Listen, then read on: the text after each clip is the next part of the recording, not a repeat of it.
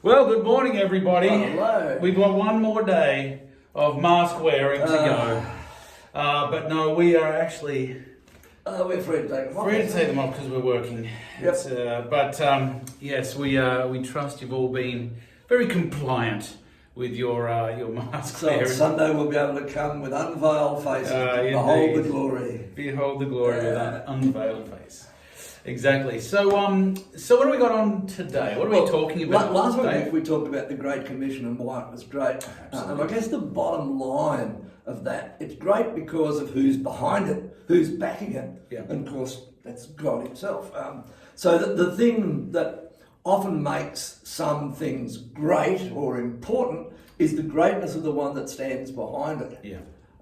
In our Western world, if I were to ask what's in a name, most people would say, not all that much. You know. People name kids and name things just because it sounds nice. It's just when a person's born, they've got to give a name, so it might be a popular family name, or it might be a film star or whatever it might in the West. Yeah. Interestingly, my wife Kaz, she's always been very big on the meaning of names. So when we named our kids, they were very deliberately named with a certain meaning that would sort of describe their character. We did that as well. We had a friend who was a linguist, and he specialised in names, so he was very helpful. But it's certainly in many cultures, and particularly the Middle East, stands out for this. Names are actually very important, and historically even more so. Sure. So a name is supposed to reflect something of the nature and character of a person. So what you were doing is absolutely Middle Eastern.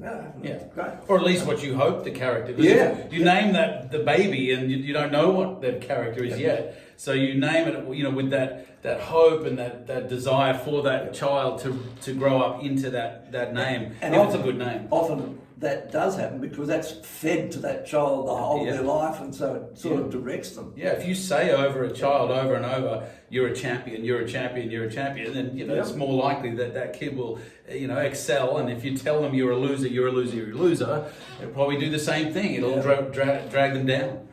When Moses first encountered God in the burning bush, and he was told to go down to Egypt and tell the Egyptians that the God of Moses demanded that the Hebrew people would be set free. Great story. Moses asked an important question. Who should I say is sending me? Who are you? And particularly he wanted an answer to that for the Hebrew people, not just for the Egyptians. So, but didn't God give him a really cryptic answer? It was sort of a polite way to ask what's your name, but God doesn't really answer anything at all. Instead of giving him a name, God simply described his character. Yeah. God's reply was Ehiyah Asher Ehiyah, which probably reasonably translated is I am who I am, or maybe I will cause to be. So you put those two together. Wow. And so God was saying I am who I am, and I cause things to be. Yeah. So whether that's creating a universe or causing a nation to rise out of a bunch of slaves. Interestingly, when Jesus walked on the stormy sea, when the disciples were in the boat, they were struggling to keep it afloat, and they see this guy walking on the water, and it says they were afraid. I understand that. I certainly would be as well. The Bible says that when they saw him walking on the water, they were terrified, and Jesus called them, "Do not fear. It is I am." Oh, so I thought he said it is I. It is a poorly translated thing in the English Bible. So what's it say in the Greek though? He actually, the Hebrew equivalent that he spoke was that Eka Asher Hia. So I am. So Jesus was actually invoking or claiming for himself the name of God given to Moses, the great I am. Hey, you know how the New Testament is completely written in Greek. So when we read that in the original language, it's written in Greek. That doesn't mean Jesus spoke it in Greek, just that when they wrote it was in Greek. Do you suppose he may have used the Hebrew? I'm absolutely sure that he would have been speaking. That Jesus would have said that same name. I am who I am. Yep. Wow. And that really would have given greater comfort than Jesus saying, "Yeah, it's me." Yeah. Hey fellas, it's he's saying, "I am." And what an incredible that must have done something in the hearts of the disciples. Because that name, by this stage, of course, after all those years, since Moses, 1500 years or so, that name was sacred. Yeah, like nobody utters these names of God because they're so sacred, so holy. Even in the Lord's Prayer, hallowed be your name. Yeah. It's the name itself, just describing God, is holy and sacred and not to be uttered. Interestingly, when Moses went down to Egypt and spoke to Pharaoh and to the Hebrew people, of course they said to him, well, who is it that is sending you? Who are you? Just doing out like this. And Moses didn't actually quote God exactly, because God spoke in the first person, I am who I am. Yeah. So Moses actually turned it into the third person. He is who he is. So how do you say that? Yahweh Asher Yahweh. Ah, awesome. That becomes the third person. So when he's passing the message on, he changed it a little bit to make it Yahweh. Yeah, he is who he is, or he will cause to be, which is what Moses was banking on, that God would cause to be the thing that he sent him to do, to let the Hebrews go. So people probably shortened that sentence to one word, Yahweh. Yeah. And that's this God who was described often as the God with no name, as the one who causes things to be, whether he causes a universe to be or whether he causes a nation to be formed from a group of slaves. He's there. So that's excellent. This became, he became known by that description of Yahweh. But that name was so sacred to the Hebrew people that they said it should never be spoken by human mouth, so they shortened it by taking the vowels out to make it unpronounceable. So it just ends up as YHWH or YHVH, because the W and the V, they're interchangeable, and took the vowels out. In fact, when you're reading your English version of the Bible, in the Old Testament, you'll see occasionally the word Lord, Lord, but all in capital letters. That's the translation of this. So, because how do you pronounce the unpronounceable? In fact, when the Jews read it, by the way, even though the tetragrammaton is there, they read Adonai. It's not there, but they read it as Adonai, even though that's not what it says at all. Yeah, they just don't pronounce that word. They're not allowed to. And today in English, if you're reading Orthodox, any literature, a magazine, anything, it'll have G_D instead of God. They this can't write it. Leave out the vowel G_D. Yeah, the Jews always still do that. Yeah. They say that probably the most accurate pronunciation of this word isn't actually Yahweh or Jehovah. Of course, it's the same thing. Instead of Y's, we changed the Europeans changed it to J's. Like John is Yon or Johann. So J's become Y's and W's become V's. So it's still JHVH. So we lengthen it to Jehovah. That's where we got the name Jehovah. It's the same extrapolation of the same tetragrammaton from Yahweh or YHWH. But probably the most accurate pronunciation I've been taught was Yahweh. It's a breath, the breath of God, which makes sense when you go back to Genesis. The ruach of God, the breath of God, the wind, the breath. There's this, everything about God is breath and life. So when God changes Abram's name to Abraham, he puts part of his name in there. He changes Sarai to Sarah. This breath becomes a part when he makes that covenant and they join their names together. So you see the same name, that breath, the Yahweh of God. Yep. So fascinating stuff. It is. Throughout the Bible, we find a number of different words used as names attached to God, and each one really reflects a part of his nature or links him to a covenant that he's made with his people. Sure.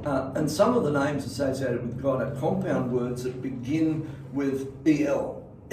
Or end with El. Or end, yeah. El is a common Hebrew expression. It's al in the Aramaic text or the modern Arabic text. So is that why they use Allah? Allah, yeah. A-L, it's the same Allah is used by Arabic-speaking Christians, Jews, and Muslims. Not just Muslims, No, to refer to the one true God. It's the same word that they use. Yeah. If they speak Arabic, that's the word that they use. That's the al instead of the el, but it's one's Hebrew, one's Aramaic. It's interesting because a lot of Christians think that that's the Muslim God and not our God, but no, even Christians use it's just a word. It is a word that means God. It essentially means might. This el essentially means might, strength, and power. But used in a compound word, it's simply defined as God. Wow. So let's have a look at some of those names. Yeah. We can't possibly fit all the names in, but let's have a look at some. Yeah. So Elohim, God, the Creator, mighty and strong. That's the first name that we actually find in Genesis 1:1. It tells us that in the beginning, Elohim created the heavens and the earth. Yeah, and interestingly, you can write that one. You're allowed to write that. You're allowed to say it. All of these ones you can. It's not like Yahweh. It's different. Okay. That word is sometimes generically used to describe even false gods. So in the biblical context, we find Elohim compounded with other words, and one of those is Hayim, meaning living. So Elohim Hayim is the living God, and that distinguished him from the dead idols that some people worship. So it's important. Yeah. And for us, it's great to know that he is a living God. Absolutely. He's never the I was, he's always the I am, and he's alive and he's with us. It's a perfect contrast. Absolutely wonderful. And then there's Elyon, or El Elyon, the Most High God. We find that in Deuteronomy 26. It's derived from the Hebrew root, which means to go up or ascend. So the Most High God. The concept of this name is that he is the very highest God or highest authority in the universe. So this name that provokes worship, he's the highest authority and power. He's sovereign over all. So the Bible says that you are great among the gods. So there's lots of false gods, there, but God is supreme. He's over all. He is the great one, the highest authority. Yeah, so good. What's the next one? El Elyon is a title also of exaltation and speaks of his right to claim lordship. Which is, again, ascending, it's up, it's high, But that means that he has the right to claim lordship over us. And so the Bible says that we have to be able to confess that Jesus Christ is Lord. He is Lord. Because that speaks of his great authority, his position. And for us to know that he is Lord, he's risen from the dead, he is Lord. And he has that right. It's not it's not like he's asking, he's saying, this is my position, this is who I am. So, you'd do well to understand and acknowledge that. So when Melchizedek met Abraham, he was described the Bible describes Melchizedek as a priest of the Most High God, El Elyon. Yeah. So there's lots of stuff we can talk about Melchizedek. That'll take us another session. So another one that I think a lot of people will know, El Shaddai. Yes, I love that one. El Shaddai is another name that's used for God, and it means the Almighty, all sufficient, the Mighty One of Jacob. It refers to in Psalm 132. Shad is the Hebrew for breast, and some people relate this name to God being sufficient to supply. That God cares to sustain and care. It's a name that refers to God who also has ultimate power. He's the one who is over all. He has all of that supremacy and ability to be sufficient and to sustain. So in every situation, God is able to sustain us and care for us. Absolutely. What a comforting name. It's a great name. It first appears in Genesis 17, and it's used during the time of the great patriarchs. In fact, that name is primarily used by the three patriarchs, Wow. Abraham, Isaac and Jacob. And that was the primary name that they used to refer to their God, El Shaddai. And that's that speaks heaps, that they knew him as their sustainer and their provider. Everything was found in him. Yeah, so good. So, Elroy, the God who sees. Roy, there's one I can pronounce. I didn't know Roy was one of God's names. Well, this name was actually ascribed to God by Hagar. When she was alone and she was in the wilderness after being driven out by Sarah. And after Hagar met the angel of the Lord, so probably a Christophany, she realised that... So just quickly, what's a Christophany? An appearance of Christ in physical human form before Bethlehem. Before Bethlehem. So Jesus in the Old Testament. Yeah. Possibly. We're not 100% sure. Jacob wrestled with God. Gideon let the cat out of the bag, actually, because he has this encounter with the angel of the Lord, and after a while he goes, I'm going to die because I have seen God. Wow. So he really let the cat out of the bag as to who that one was. Yeah. Do you know, Dave, the Seventh-day Adventists actually believe that Michael, or Mike-El, E-L, there's that word again, means Prince of God. They believe that's a Christophany. That he's called an archangel, which doesn't mean a super angel. It means over the angels. And Daniel describes him as the captain of the heavenly hosts, and the one who protects God's people will arise. And he's the great shout of God. So the word, the shout. So they put all of that together and think, you know what, maybe Michael, the great archangel over the angels, is a Christophany as well, is Jesus in the Old Testament. Possible. Who knows? Possible.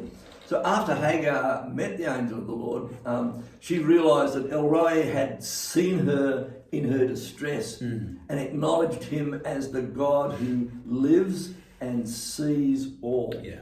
So he's the God who sees all. So there's nothing that happened. One of the things that I've often said to people, God never says oops.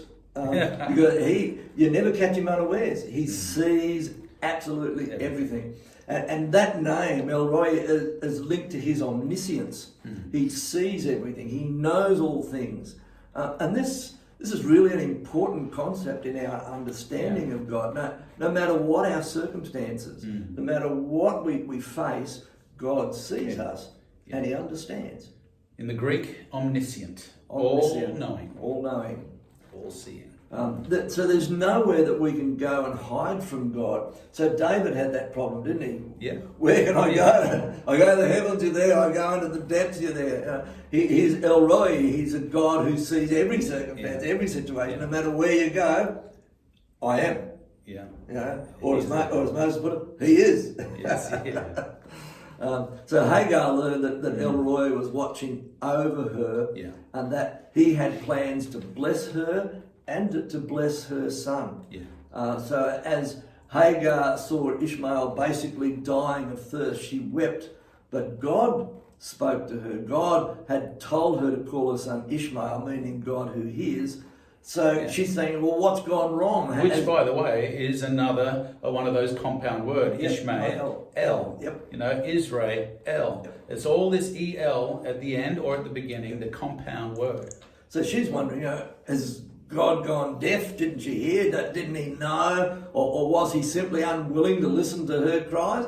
Then Hagar hears a voice, the voice from God. Do not be afraid. God has heard the boy crying. Lift him up.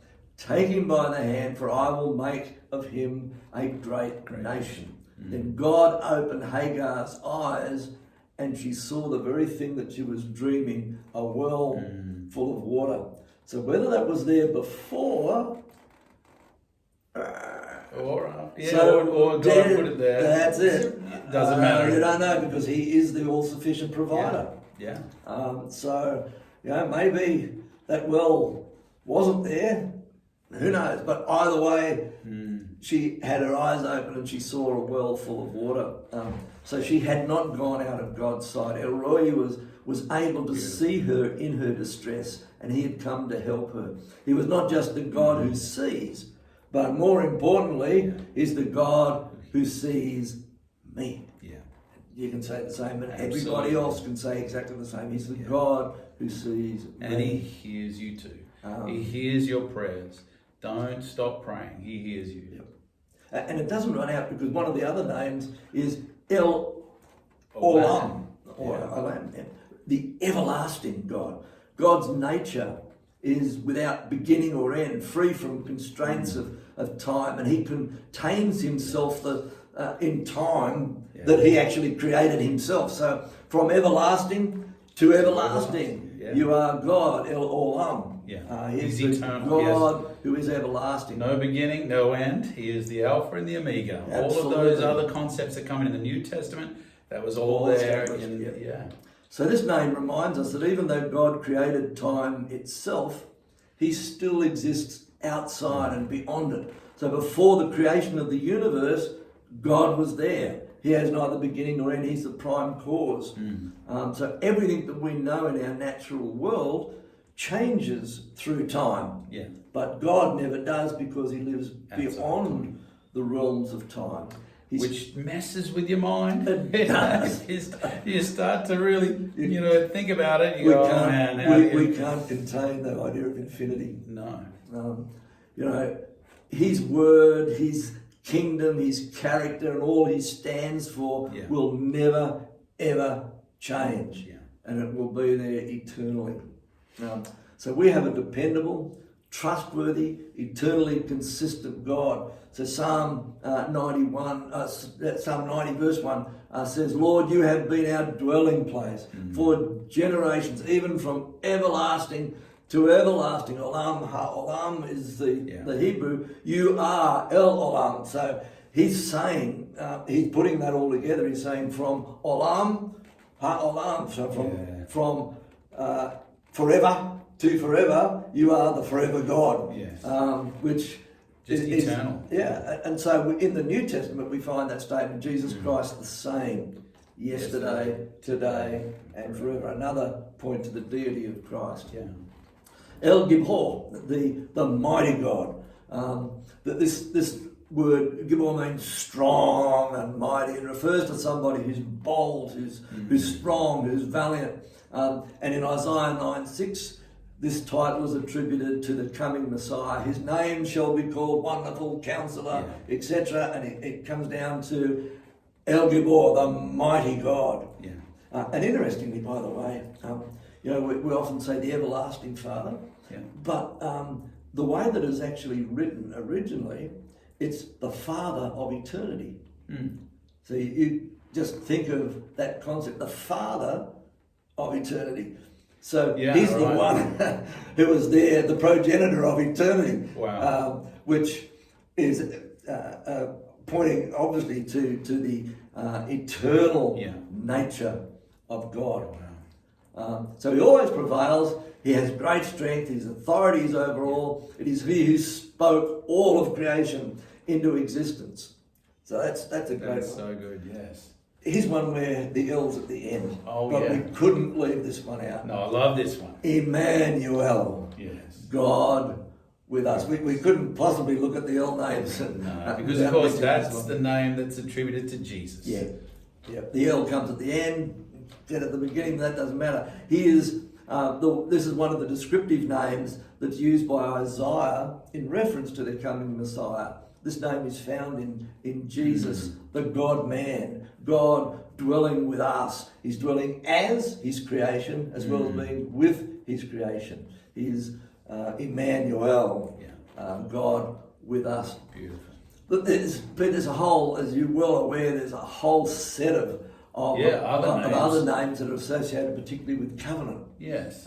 These are the ones we typically use Jehovah in front of. And they're sometimes called the covenant names, and they cite a promise of God. So we find things like Jehovah Rapha, God our healer, and there's a covenant that's associated with that, with God as the healer of Israel. And don't forget, by the way, that Jehovah and Yahweh are the same word. Absolutely. They are identical words. It's that YHWH or JHVH, same word. And so whether it's you call it Jehovah Rapha or Yahweh Rapha, it's all the same. Yeah, it's the same. There's Jehovah Tsidkenu, God, our righteousness. The one that a lot of people refer to, Jehovah Jireh, our provider.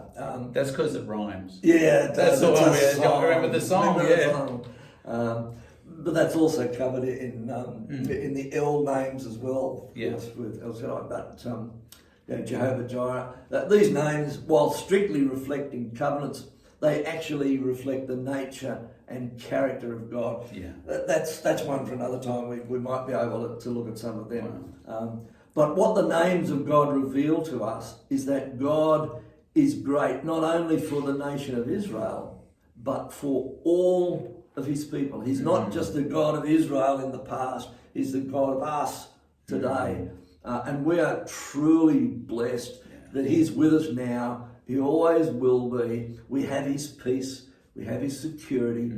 Even in the most troubled times, he is there with us. He's Immanuel. He's God with us. Yeah.